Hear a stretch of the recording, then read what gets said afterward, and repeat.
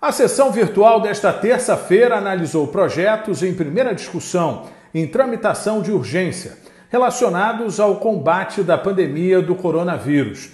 2 projetos foram aprovados e outros 2 adiados. A sessão virtual durou 3 horas. Antes da votação dos projetos, os vereadores disseram que estão preocupados com a falta de leitos nas unidades de saúde para o tratamento dos pacientes com a Covid-19. Eu dei entrada ontem numa representação no Ministério Público Federal contra os hospitais federais do Rio de Janeiro que não estão cumprindo o acordado com o município. Fui protocolado também, porque agora é tudo burocrático, agora tudo é protocolado online, protocolei online e estou aguardando agora a resposta do Ministério Público Federal. Depois eu vou colocar lá no nosso grupo, tá? A ação que eu dei entrada lá para que vocês tenham ciência que realmente o que o senhor está falando aí é totalmente certo. É preciso que a gente possa fazer essa cobrança. Nós, antes de abrir outros leitos, precisamos reabrir os leitos da prefeitura também, que são leitos que precisam ser de recursos humanos, e é mais fácil você... Hoje a prefeitura toma uma atitude interessante, que é transferir profissionais que estavam com carga horária reduzida nas unidades municipais para o hospital de campanha. Só peço que a prefeitura, e eu tenho recebido algumas reclamações, não é denúncia, é reclamações, que a prefeitura tome cuidado para não obrigar profissionais, médicos, a reclamação que eu tenho de médicos, com comorbidade e também acima dos 60 anos, de serem obrigados para ir à linha de frente. Podemos preservar, inicialmente, aqueles profissionais que estão com menos risco de se contaminarem com o coronavírus. É preciso que a prefeitura tenha esse cuidado. Os vereadores fizeram 1 minuto de silêncio por todos que faleceram, em especial as vítimas do novo coronavírus. Hoje eu quero pedir licença para, a partir da morte, falar de vida. Ontem nos deixaram 3 pessoas, nos deixaram mais do que 3 pessoas, mas 3 pessoas nos deixaram e eu gostaria de ressaltá-las, né? Morreu Flávio Migliaccio, ator que na velhice não suportou o peso da vida, mas que ao longo da vida deu alegria a tantos de nós. Morreu Dona Neném, da velha guarda da Portela, que nosso mandato teve a honra de dar flores em vida. Entregamos a medalha Pedro Ernesto, aprovada por todos vocês, no dia 2 de dezembro do ano passado, né? E morreu Aldir Blanc. Morreu aquele que Caíme definiu como o ourives da palavra. Um cara genial, né? Um mestre genial que deixou ontem o mundo um pouco mais triste, um pouco mais sem graça. Aldir foi daqueles artistas inestimáveis, daquele patrimônio da humanidade, mas também do nosso Rio de Janeiro. Aldir cantou a esperança equilibrista em tempos de ditadura e anistia. Aldir cantou os boias frias que sonham com bife a cavalo e batata frita. Aldir cantou e frequentou os botequins mais vagabundos dessa cidade. Aldir cantou com a mesma genialidade o siri que, depois de pescado, foge num ônibus e cria um auê danado, né? Que cantou o diálogo entre o torresmo e a moela num balcão de bar, com a mesma genialidade em que ele compunha músicas que falavam do tempo, do amor, da solidão, de política. Os vereadores decidiram adiar a votação de 2 projetos de lei. Um deles sobre a liberação da cobrança temporária de pedágio no município do Rio, para evitar o contágio de coronavírus entre motoristas e funcionários das concessionárias. O segundo projeto reconhece como acidente de trabalho a morte de servidor público por Covid-19 para pagamento de pensão. Eu, de uma certa forma, fico um pouco triste com o adiamento dessa matéria, esse projeto de lei do vereador Carlos Eduardo, porque eu acho que, antes de mais nada, a gente tem que ter um sentimento de solidariedade com todas as pessoas que estão aí cuidando da população da cidade do Rio de Janeiro nessa linha de frente, num momento tão trágico e tão triste que a gente está vivendo, e a gente vendo pessoas morrendo minuto a minuto, pessoas abrindo mão das suas famílias para estar cuidando da família dos outros, infelizmente vindo a óbito. E a gente, infelizmente, fazendo com que essas pessoas acabem, de uma certa forma, ficando desamparadas até que esse projeto seja discutido e votado. Isso é uma opinião pessoal minha, eu venho aqui desabafar nesse momento. E ele não tem absolutamente nada de inconstitucional, ele não tem absolutamente nada de irregular. Ao contrário, nós, vereadores, estamos autorizando que pelo menos 300 trabalhadores permaneçam em situação absolutamente propícia ao contágio, favorecendo uma empresa que não terá nenhum prejuízo, ou um prejuízo mínimo, de ficar 3, 4 meses sem fazer a cobrança. Fernando William, fala mais alto, meu amigo. Eu, inclusive, deixei claro no segundo artigo que se por algum motivo, já que há um contencioso judiciário entre a Prefeitura e a linha amarela, né, e a linha amarela argumentar que a paralisação implicará em prejuízo, né, o segundo artigo é claro. Né, no contencioso, lá no judiciário, a Prefeitura poderá, de acordo com o contrato, né, que possibilita aumento de prazo de concessão, enfim, até aumento, eventualmente, do preço do pedágio, até isso eu coloquei para tornar plenamente viável, né, e constitucional o projeto. Portanto, não há nenhuma inconstitucionalidade. O que pode haver, e eu acho muito estranho, é o prefeito não ter interesse. Quando o prefeito quis quebrar aquele equipamento, quis fazer aquela panaceia, esses mesmos vereadores apoiaram a iniciativa. Na hora de proteger a população no momento de pandemia, não votam, suspendem, adiam a aprovação, a votação de um projeto como esse. Um projeto importante, que a gente espera há muito tempo, um dos primeiros projetos a serem apresentados, e até agora esse projeto não foi para a pauta. Sabe por quê, vereador Fernando William? Para daqui a pouco o próprio prefeito fazer por decreto, porque essa casa não tem direito de ter iniciativa, de proposta, de fazer absolutamente nada que seja importante para a cidade. Aqui é do vaca de presépio, que tem que balançar a cabeça para esse governo. É perigoso a Câmara votar esse projeto, porque, além dele ser inconstitucional por conta da Lei Orgânica, artigo 51, e no artigo 175 da Constituição Federal, no artigo 2º, a gente fala o seguinte, que haverá compensação financeira daqueles prestadores de serviço. Não é só a linha amarela que nós estamos suspendendo serviços, estamos suspendendo serviços de alguns outros, alguns outros de outras modalidades.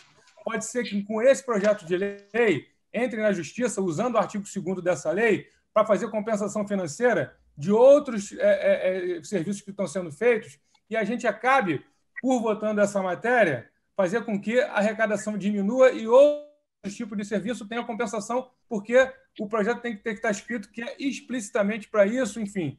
E essa é uma dúvida que eu tenho. E a gente precisa sanar essas dúvidas. O terceiro projeto analisado, que determina prioridade na vacinação contra a gripe aos cuidadores em decorrência do combate ao novo coronavírus, foi aprovado por unanimidade. Também foi aprovado por unanimidade o projeto que estabelece a política de concessão de microcrédito. Se a prefeitura, de fato, quiser separar uma parte desse dinheiro, que ele já não estava contando, com uma fonte de custeio, que nem custeio para fazer semelhante ao que era a carta de crédito, que o Previgil fazia a carta de crédito com os servidores. Não é gasto, ela vai... porque não tem nenhum impedimento para o poder público pegar esse dinheiro e aplicar, por exemplo, no banco, numa aplicação. Né? O empréstimo, o microcrédito, ele também vai remunerar o capital da prefeitura de alguma forma que um dia ela vai ter que pagar para o banco de qualquer jeito. Né? Então, por que não remunerar esse capital emprestando dinheiro para o micro e pequeno empreendedor, para o pequeno empresário, que nesse momento vai precisar, que ao pagar a prefeitura, que ao remunerar a prefeitura, nós vamos ter dupla vantagem. Né? E não precisa nem botar 1 bilhão no mercado, que nem vai ter isso de demanda, né? Mas que separe 50 milhões, 40 milhões, microcrédito. Né? Olha quantas dezenas de milhares de pessoas elas vão poder atender com esse microcrédito, com uma ínfima parcela desse dinheiro federal que, de fato, vai deixar de ser pago e não estava sendo contado no orçamento. Os vereadores voltam a se reunir na próxima quinta-feira, em mais uma sessão virtual. às 15h. O governador Wilson Witzel anunciou nesta terça-feira que irá intensificar a fiscalização para punir quem estiver descumprindo as medidas de isolamento social. A decisão foi tomada depois que o governador se reuniu com representantes do Ministério Público Estadual e da Defensoria Pública. Estabelecimentos que não tiverem autorização para funcionar e aqueles que estiverem descumprindo as regras de isolamento social serão fechados e também multados por descumprimento das regras sanitárias. As pessoas que estiverem em aglomerações serão conduzidas à delegacia e autuadas por desobediência. Hoje fizemos reuniões com o Ministério Público e com a Defensoria Pública do Estado. Apresentamos a essas instituições todas as medidas que estão sendo tomadas pelo Estado para poder vencer essa pandemia. E chegamos a um consenso de que, apesar de identificarmos quais as atividades essenciais que podem funcionar, nós ainda estamos observando um aumento da população nas ruas. 60% da população está nas ruas, o que não é bom. O ideal é que essa população só saia às ruas para os serviços essenciais ou para compra de gêneros alimentícios ou para ir ao médico. E para tornarmos mais efetivas essas medidas, nós vamos intensificar a fiscalização. Estabelecimentos comerciais que não estejam cumprindo as determinações serão fechados e aqueles que não podem estar funcionando serão fechados e multados. E as pessoas que estiverem se aglomerando, aglomerações em calçadão, aglomerações em espaços de lazer, essas pessoas serão autuadas pelo crime de desobediência e serão responsabilizadas por isso. Estamos fazendo essas medidas para impedir que essas pessoas possam se contaminar ou tenhamos mais pessoas indo para os hospitais públicos e privados que está no seu limite de atenção nesse momento. Mais um dia de vacinação para caminhoneiros nesta terça-feira no Rio. Eles foram imunizados contra a gripe H1N1. A ação aconteceu na Ceasa, na zona norte da capital. 1.000 caminhoneiros e trabalhadores da Ceasa foram vacinados no sistema drive-thru. As doses foram doadas pela Clínica da Família Ana Maria Conceição, em Vila Cosmos, na zona norte do Rio. As vacinas foram aplicadas por profissionais de saúde do Exército. Uma nova ação vai acontecer nesta quarta-feira no mesmo local. De acordo com a Secretaria Municipal de Saúde, desde o dia 16 de abril, no início da segunda fase da campanha nacional de vacinação, 1.792 caminhoneiros se vacinaram na capital. Isso corresponde a uma cobertura de apenas 4,3% do público-alvo. A meta é vacinar 37 mil caminhoneiros no município do Rio até o dia 22 de maio. O prefeito Marcelo Crivella mandou interditar 10 vias para evitar aglomerações nas agências da Caixa Econômica. A medida foi tomada após entendimentos entre a Prefeitura e a Caixa Econômica. Guarda Municipal e o 7 Rio estão responsáveis pela interdição do trânsito que vai acontecer das 6 da manhã às 4 da tarde. O banco já tinha alterado o horário de funcionamento das agências para evitar aglomerações. Mesmo com o fechamento das 10 vias públicas, as filas com pessoas que buscam auxílio emergencial de R$ 600 não reduziram. As interdições acontecem nas ruas Cônego de Vasconcelos, Cardoso de Moraes, Avenida Braz de Pina, em uma faixa da rua Euclides Faria, Dias da Cruz, Guaraí, Felipe Cardoso, em uma faixa da Estrada do Mendanha, na Travessa Macejana, em uma faixa da Avenida dos Italianos e na Avenida Sargento de Milícias. A Federação Nacional das Associações do Pessoal da Caixa também se manifestou sobre as aglomerações que estão ocorrendo na porta das agências. Em documento enviado à imprensa, a federação denunciou que os bancários têm enfrentado riscos diários, atendendo a filas inesgotáveis para que os benefícios cheguem às mãos dos mais necessitados. Mesmo sem as condições ideais de segurança, os empregados da Caixa têm se desdobrado para executar a missão que lhes foi confiada. Durante todo o dia, agentes da Vigilância Sanitária fizeram inspeções nas agências da Caixa. No total, 25 foram multados por descumprimento de barreiras sanitárias para evitar aglomerações. A Vigilância Sanitária da cidade do Rio de Janeiro vem realizando ações para evitar aglomerações. Hoje, o nosso foco se intensificou em visitas às agências bancárias, onde estejamos observando filas com aglomerações de clientes. As agências que mantiverem filas com tais aglomerações, não respeitando a distância de precaução de 2 metros, estão sendo infracionadas. Verificamos também os ambientes interiores das agências, que devem oferecer condições para a higienização das mãos de funcionários e de clientes, como água e sabão e também álcool gel. O cadastro de nutricionistas na plataforma do Ministério da Saúde se tornou obrigatório. Para falar sobre as principais recomendações para a população e sobre o trabalho dessa categoria na linha de frente de combate ao coronavírus, eu converso com Manuela Dolinski, presidente do Conselho Regional de Nutricionistas da 4ª Região. Manuela, obrigada pela participação aqui com a gente. E muito se ouve falar sobre as fórmulas mágicas, né? Que seriam nada mais que alimentos milagrosos que evitam o contágio e até a cura do coronavírus. Para dar um fim a essa história, Manuela, existe algum alimento milagroso que evita o contágio por coronavírus? Oi, Ingrid. Eu que agradeço aí a oportunidade de a gente estar falando um pouquinho sobre alimentação e nutrição, que eu acho que é aí uma área bem importante, né, para a gente falar aí de tratamento e até mesmo de prevenção do Covid-19, né? E eu queria iniciar já dizendo de antemão que não existe nenhum alimento milagroso, né? O que existe, de fato, é a composição de um estilo de vida e de uma alimentação adequada e saudável, né? E a gente tem, sim, alguns nutrientes que estão mais relacionados à síntese de componentes do sistema imunológico ou à manutenção de integridade epitelial, enfim, a um desfecho mais favorável, né? Em quadros infecciosos, de infecções virais, por exemplo, como o Covid-19. Mas um alimento específico, efetivamente, não, Ingrid. Agora, quais são esses alimentos, Manuela, que contribuem para fortalecer o sistema imunológico? Então, a gente tem alguns nutrientes diretamente relacionados a tratamento de quadros infecciosos, né?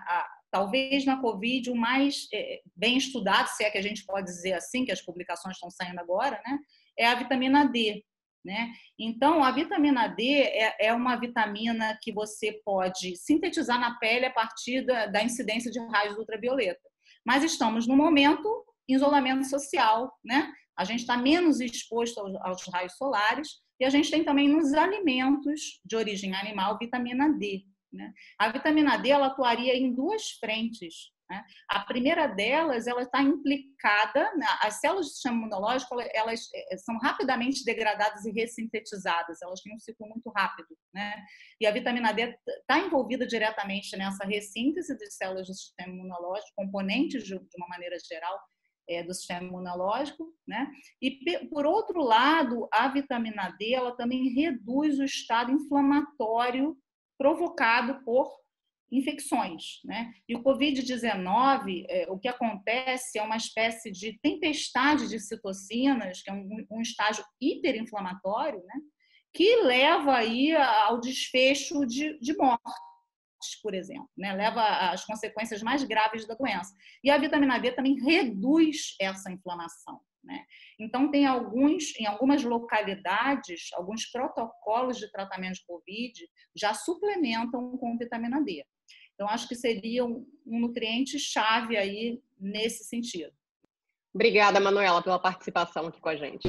O trabalho em casa, que se popularizou com o nome da expressão inglesa home office, vai ser uma tendência cada vez maior, mesmo depois da pandemia do novo coronavírus. Pelo menos é o que garante uma pesquisa da Fundação Getúlio Vargas. O levantamento aponta um crescimento de 30% ainda em 2020.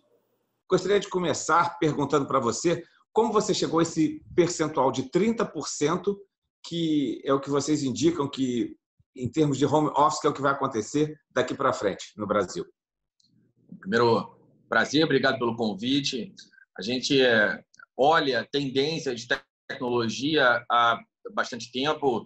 Eu coordeno o MBA de Marketing e Negócios Digitais aqui no Brasil.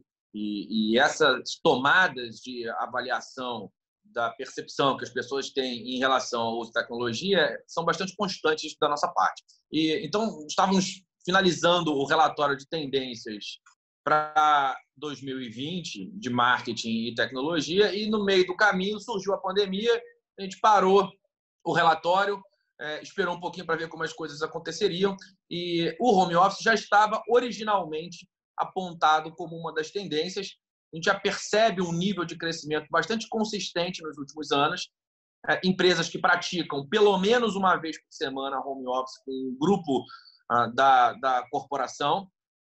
E aí, quando a gente olhou o que estava acontecendo e viu que as empresas seriam obrigadas a fazer esse movimento de transferência de uma maneira muito contundente, o que as obrigaria a resolver entraves culturais que, naturalmente, são entraves muito significativos no sentido de impedir esses movimentos de home office acontecerem até então, a gente resolveu parar e conversou com mais de 100 empresas para entender a percepção dos seus gestores, sejam eles os responsáveis por essa tomada de decisão ou tenham eles que obedecer matrizes fora do Brasil, nos casos das multinacionais, para entender quais eram as perspectivas e os pensamentos desses gestores a respeito tanto do que aconteceria com a sua empresa, quanto do que aconteceria com os seus fornecedores, clientes, concorrentes, enfim, do ecossistema de empresas que faz parte